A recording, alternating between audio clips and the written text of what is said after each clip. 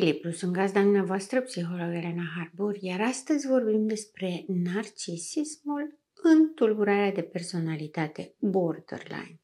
După cum știți deja, ambele, atât narcisismul cât și borderline, sunt tulburări de cluster B, alături de histrionism și antisocial.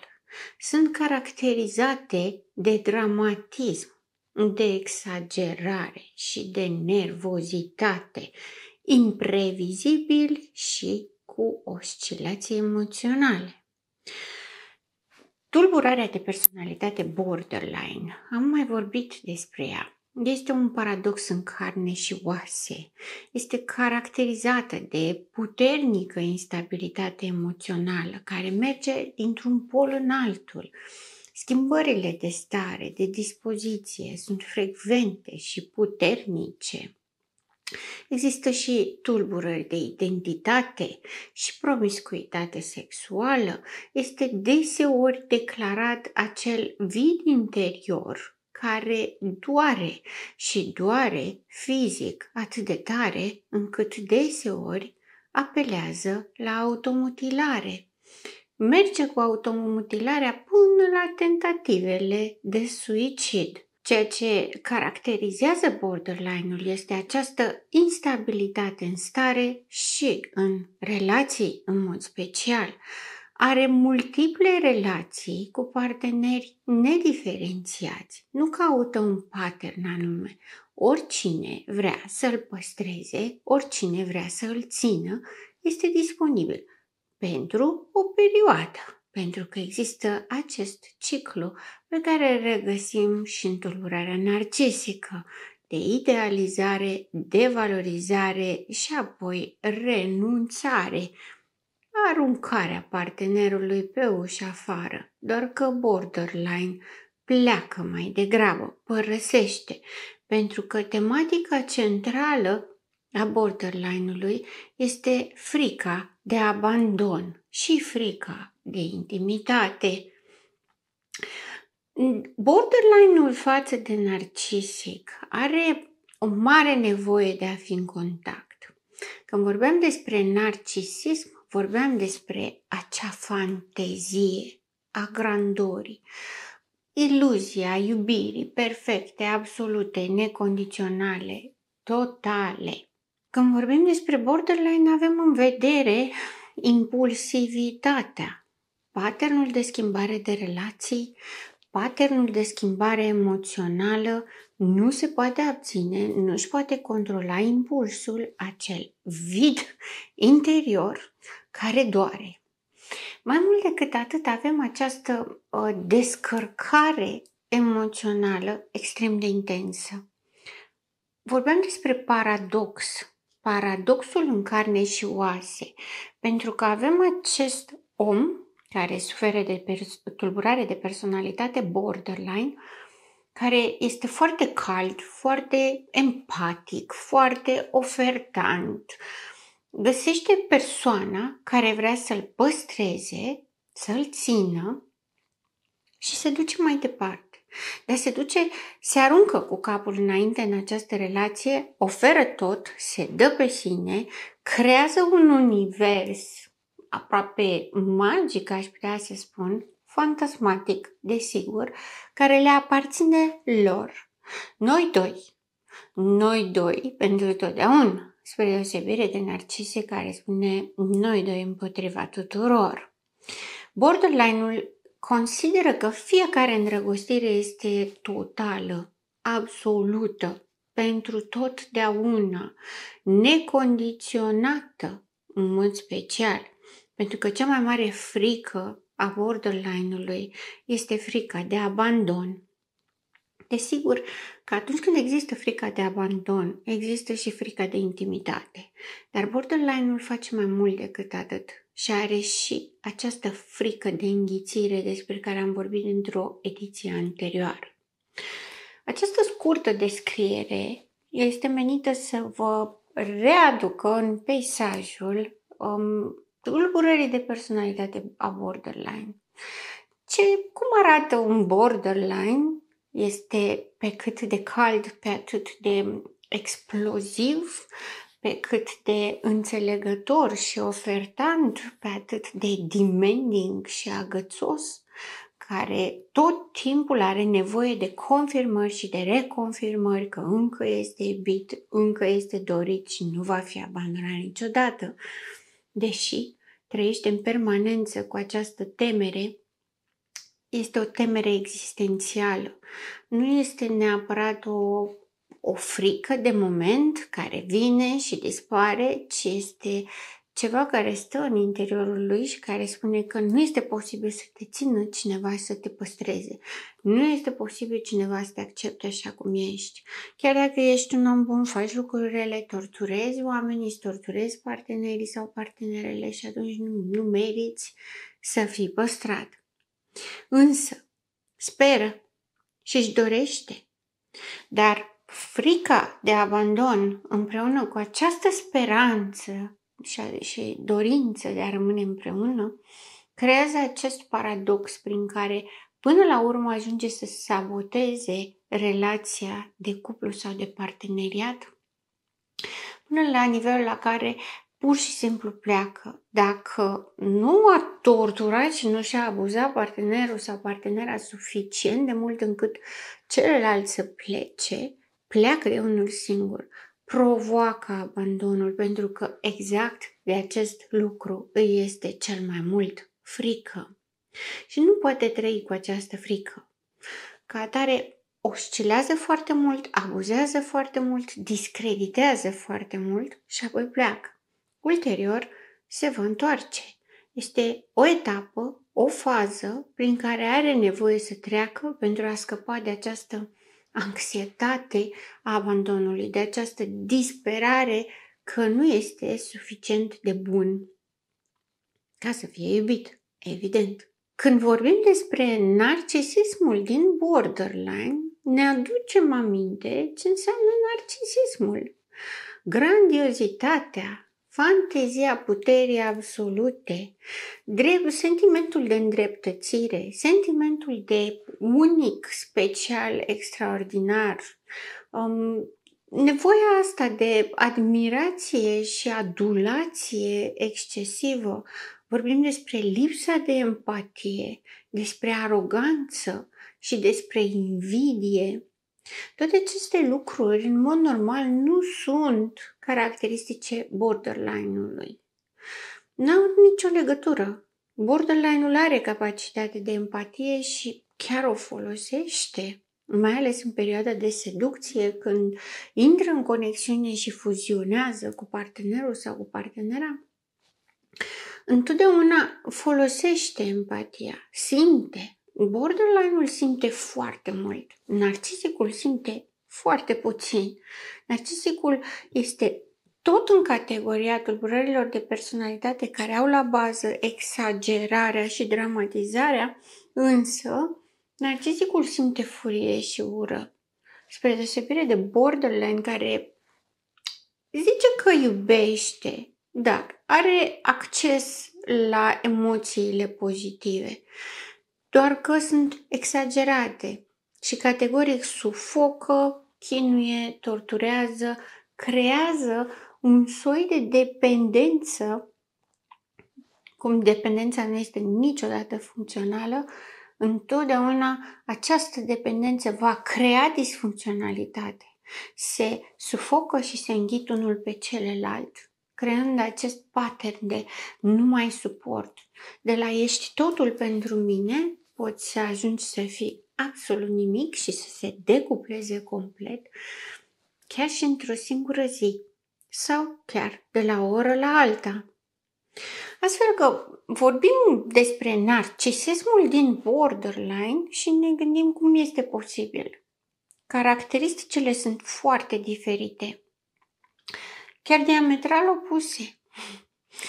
Pe de altă parte, când vorbim despre borderline, nu vorbim doar despre modalitatea în care scriem aceste criterii pe o listă, pentru că și narcisicul are ieșiri explozive și impulsive, la fel ca borderline-ul, doar că are altă ciclicitate, alt motiv și se manifestă diferit. Avem în vedere faptul că borderline este în pol opus. Este cumva în oglindă față de narcisism.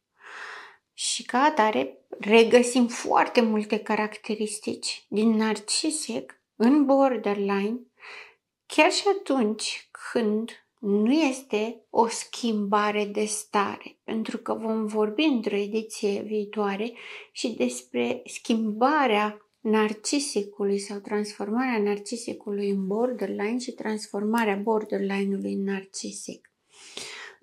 Însă astăzi aș vrea să avem în vedere numai aspectele comune. În ce fel se regăsește narcisicul în borderline?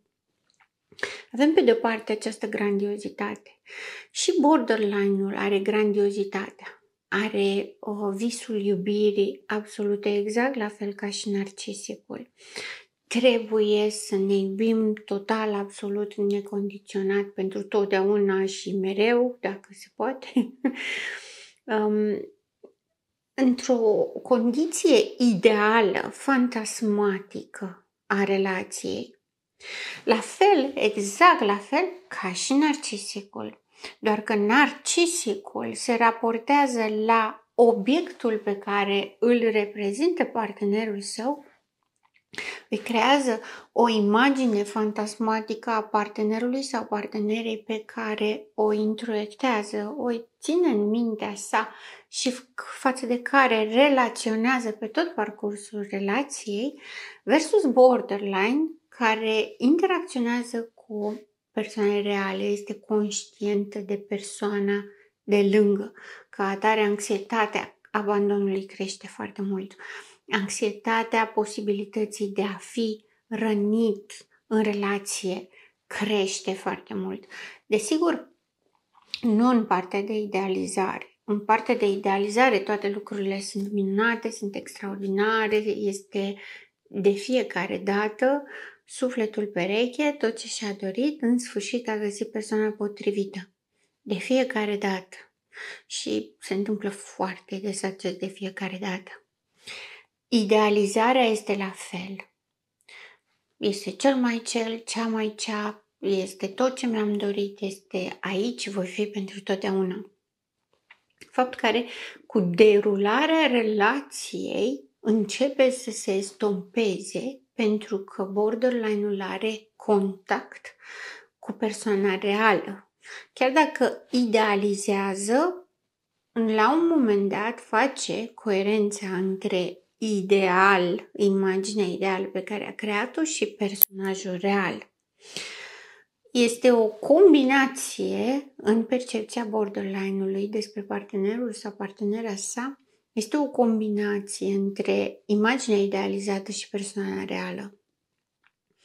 Doar că atâta timp cât relația derulează și acel entuziasm exagerat care era la început, specific îndrăgostirii de altfel, dar trăit în mod exagerat de către borderline, începe și se estompează și trebuie să trăiască în viața reală cu o persoană, indiferent cine ar fi, dar în mod special partenerul sau partenera sa, începe și pierde această idealizare.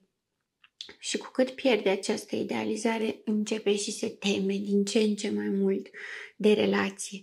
Pentru că în momentul în care face idealizarea, scopul borderline-ului este să facă fuziune. Că de aceea vorbeam mai devreme despre relația de dependență.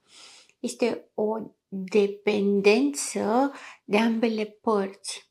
Pentru că borderline-ul oferă atât de mult, pare perfect, pare minunat, se donează pe sine, ceea ce este extrem de îmbietor și de plăcut pentru celălalt. Însă borderline-ul, chiar și când face aceste lucruri, continuă să fie oscilant și capricios, ca atare îl forțează pe partener să vină către cu atenție, cu grijă, cu preocupare, făcând această fuziune bazată pe afectivitate, pe emoționalitate pozitivă, Borderline-ul predă responsabilitatea gândurilor sale, a trăirilor sale emoționale, le plasează la partener.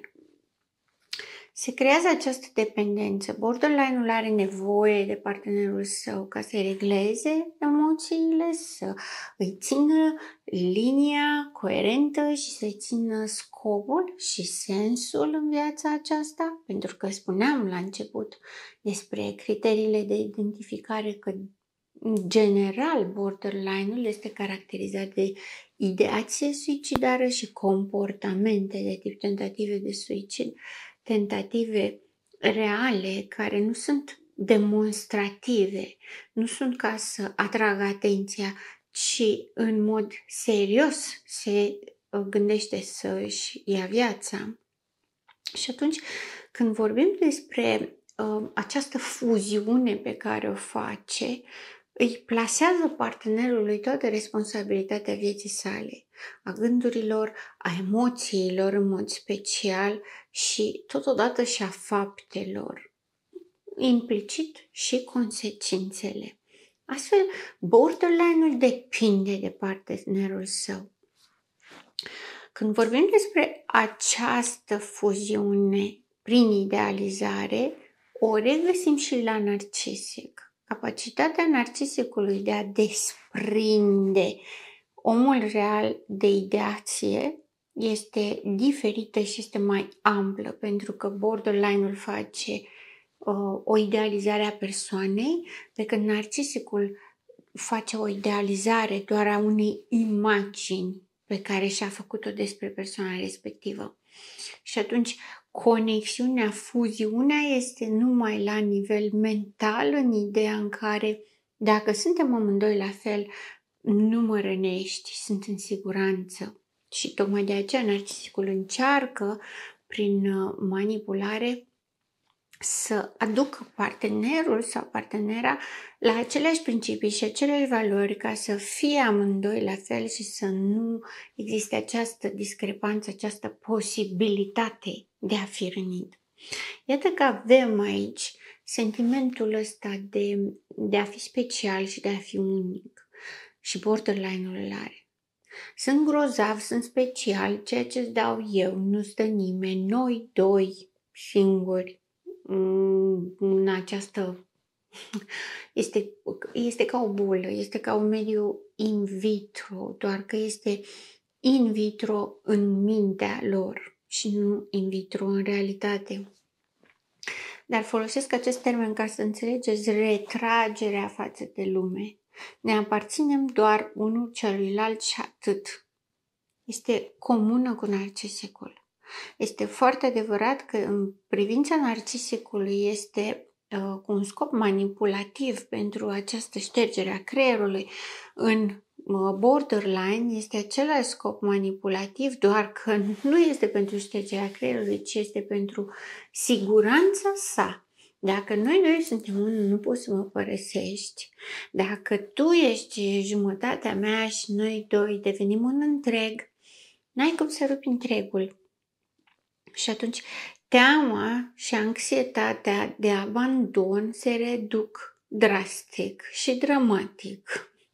Din această perspectivă, la momentul la care borderline ajunge să se simtă sufocat de relație, devalorizează, pentru că are această frică de a nu fi înghițit de partener, de a nu fi înghițit de relație, de a nu dispărea. Pentru că atunci când fuzionezi, tendința este să dispari.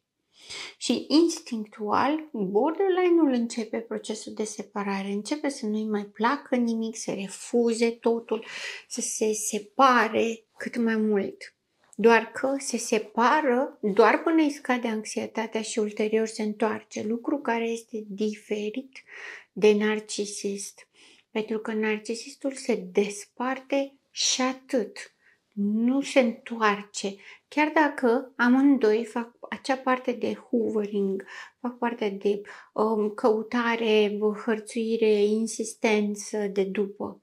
Dar borderline-ul vorbește serios, pentru că borderline-ul, după ce a devalorizat și a plecat în mod exploziv, de cele mai multe ori urât, dramatic, exagerat, pentru că asta este caracteristica borderline-ului, să fie exagerat, dramatic, să amplifice foarte mult trăirile și felul în care este în sine toată situația percepută, are o perioadă de liniște în care se reciclează și apoi se întoarce și vrea să reia aceeași relație, dar de data aceasta nouă, pur și simplu uită și șterge cu buretele tot ce a fost, se decuplează de vechea relație și vrea să înceapă o relație nouă cu același partener în mod genuin, chiar dacă sigur se ajunge în același loc, pentru că ciclicitatea este specifică borderline-ului,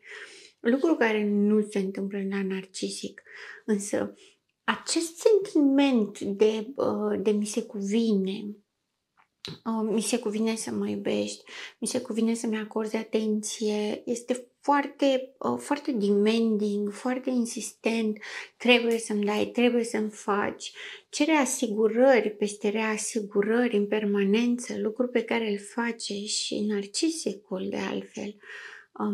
Are trăirile acestea foarte intense și pe zona de furie explozivă și depresie se întâlnește cu narcisicul. La asta seamănă ambii, pentru că și narcisicul trăiește depresii crunte și are aceste explozii de furie. Am mai vorbit într-o ediție trecută despre furia narcisică. Desigur că în fantezia iubirii ideale și absolute nu putem vorbi despre mai mulți. Este vorba despre unicitate și despre a fi special, despre care am mai vorbit și am mai atins-o, doar că ambii, atât narcisicul cât și borderline, au această tendință de a spune numai eu îți pot oferi. Diferența dintre ei este că borderline-ul chiar o oferă.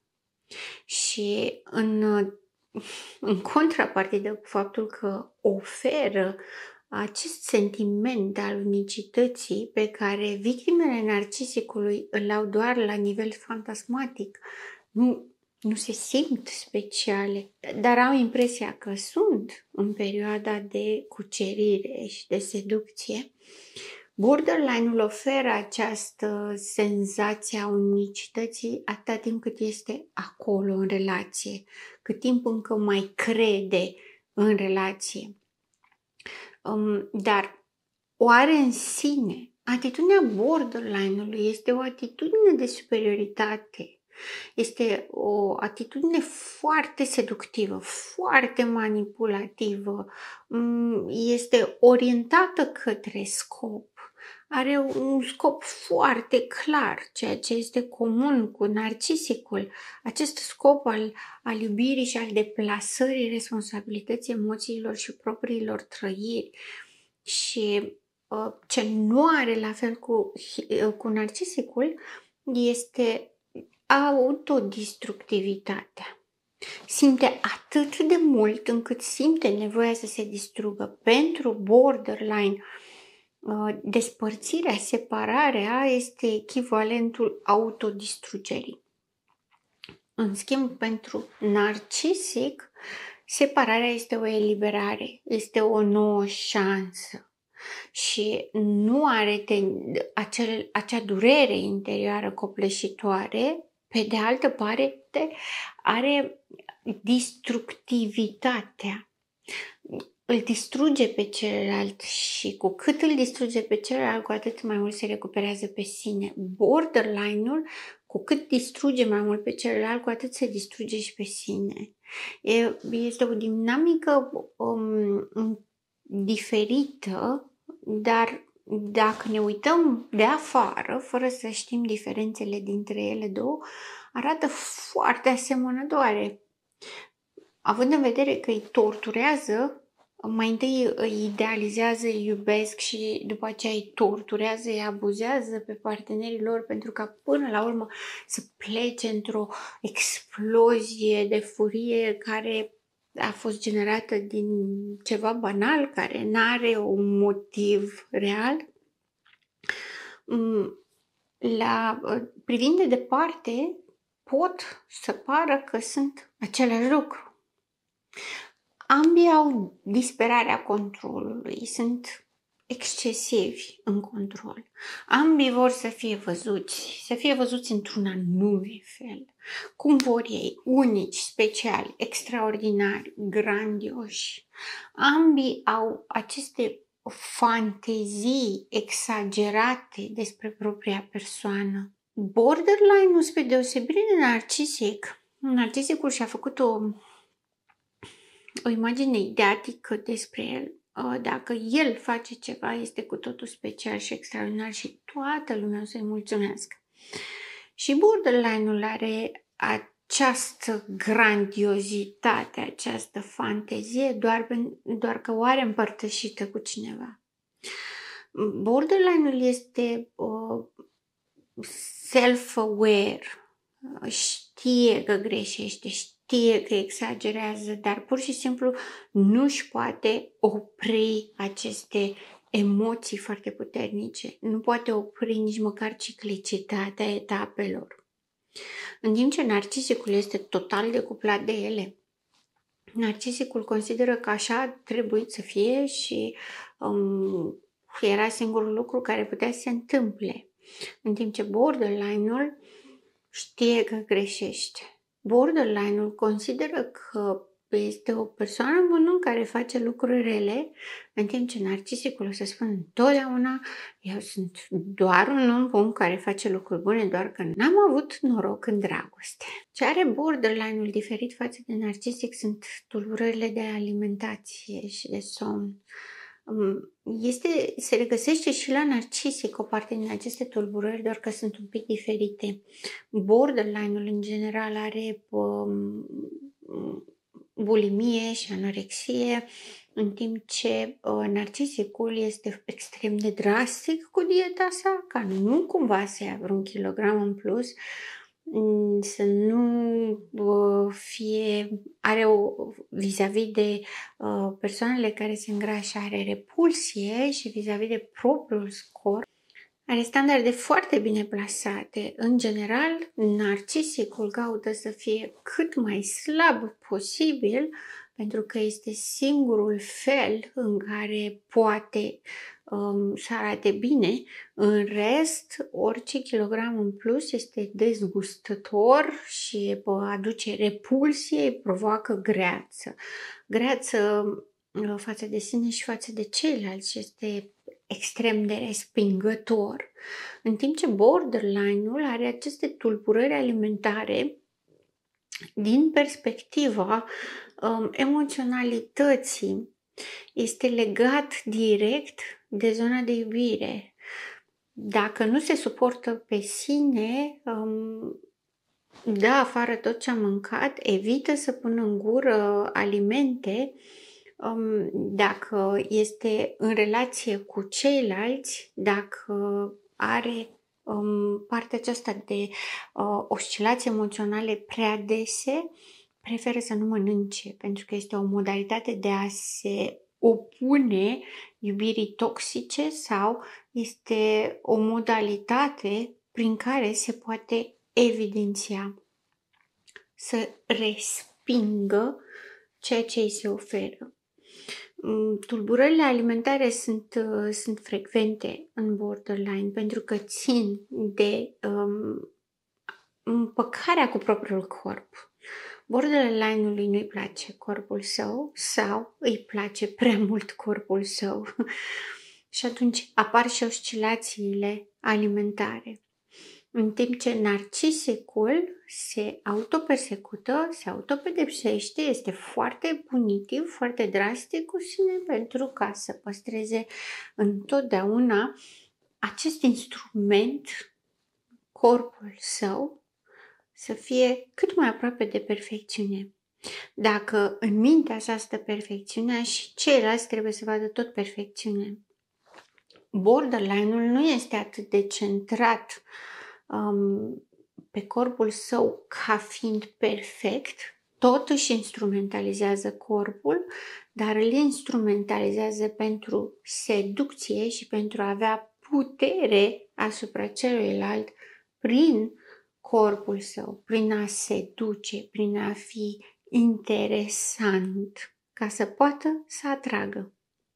Iată că există multe elemente din narcisism în borderline și vom vorbi într-o ediție viitoare despre conexiunea dintre cele două. Pentru că, așa cum spuneam, se poate ca un narcisic să se transforme în borderline și un borderline să se transforme în narcisic și nu întâmplător este posibil acest lucru. Pentru că ele sunt conectate și se determină una pe cealaltă. Dar despre asta vom vorbi într-o ediție viitoare. Sunt gazda dumneavoastră, psiholog Elena Harbor, și până data viitoare rămâneți în echilibru.